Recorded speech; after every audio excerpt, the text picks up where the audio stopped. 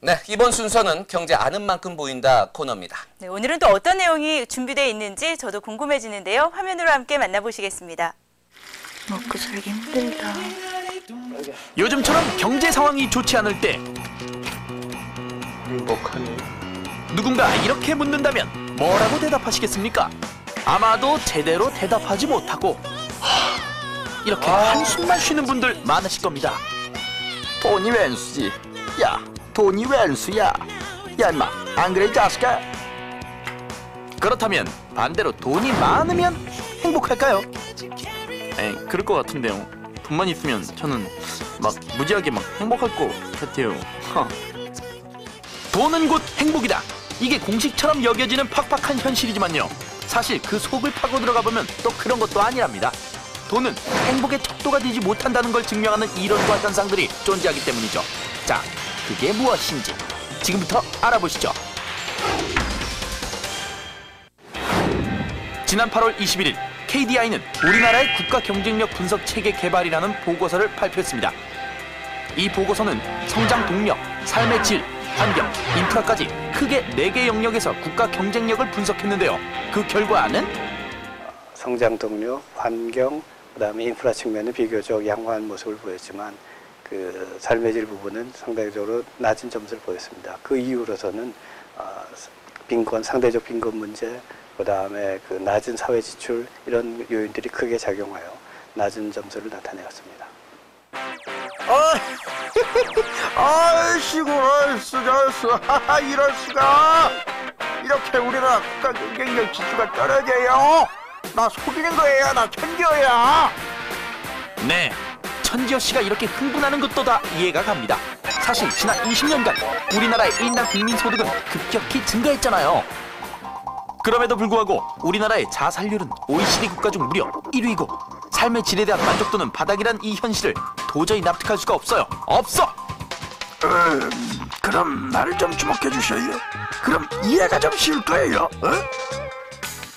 1974년 미국 남가주 대학의 경제학과 교수 이스털리는 경제 성장이 인간의 행복을 증진시키는가라는 논문을 발표했습니다. 그는 이 이론에서 이렇게 주장했죠.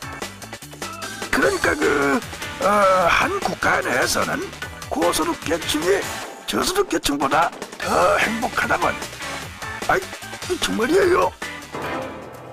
하지만 어느 정도 먹고 살만해진 나라에서는 이 이론이 통하지 않는다고 합니다.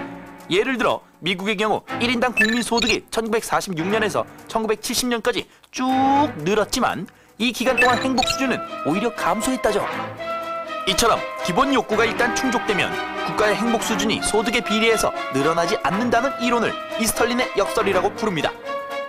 볼 땐 이스털린의 역설은 돈으로는 행복을 살 수 없다는 진리를 전해준다고 생각하기 때문에 국가는 GDP 성장 대신 삶의 만족도를 높이는 정책을 해야 한다고 몰단 저는 생각합니다.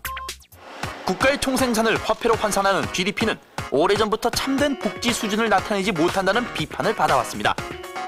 실제로 전 세계 143개국을 대상으로 행복지수를 조사해본 결과 1위를 차지한 나라는 중남미의 작은 나라 코스타리카였다죠.